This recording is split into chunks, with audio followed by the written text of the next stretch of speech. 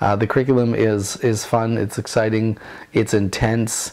It is, I would say, out of the dozens and dozens of curriculums that I've developed, but also the hundreds of curriculums that I've facilitated over the years, I would have to go on record as saying that this is possibly the most practical, effective, efficacious one-day seminar I think I've ever experienced, and I'm excited about it. It's for supervisors, managers, executive directors, anybody who actually is holding or plans on holding a leadership role in the human services industry. Human services with children and youth and families especially can be very rewarding, but at the same time it can be really challenging, and challenging with quite a few inherent system realities, because we lose a lot of really good workers. Despite really good intentions, despite at one time being really focused and motivated in our field, people sometimes fall out of step. They become alienated, isolated, dislocated, disillusioned, burnt out, jaded, unfortunately. And yeah, I mean, research is showing that supervision as a mechanism is critical for inspiring staff to be motivated, inspiring staff to confidence, inspiring staff to be focused again, inspiring staff to be excited about their work. And the idea, lead them or lose them, the training curriculum holds that there are many areas that are untapped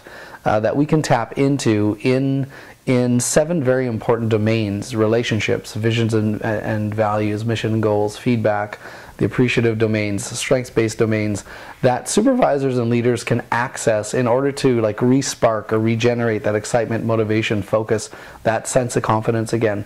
And it's important because of that inextricable link that exists between workers, how they feel about themselves and their work, their practice decisions and outcomes.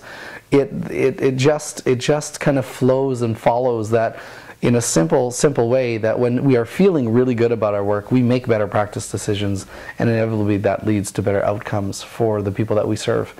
And that's why this curriculum is so important. That's why it is so absolutely critical that we lead them as leaders, or we will lose them to some extent.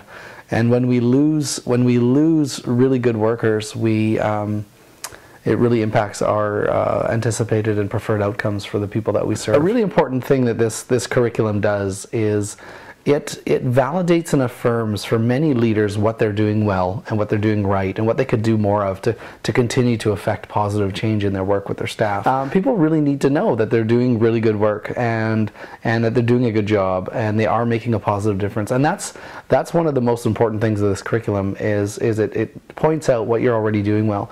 And then it goes on from there within the 7 identified domains to identify hundreds, and I mean hundreds of areas, practical strategies where leaders can inspire their staff to work towards better development, better capacity, better confidence, competence, and inevitably and subsequently better outcomes for children, youth, and families that we serve. This is for all workers. This is even for the really excited worker who's still got that spark to develop their own resiliencies as well, because tough times inevitably in most human service sectors, there's tough times, and developing the capacity of staff to respond to challenging environments is about developing the resiliency. And I think that's what we're talking about with this article, or sorry, with this curriculum, lead them or lose them. So yeah, I'm so excited about it.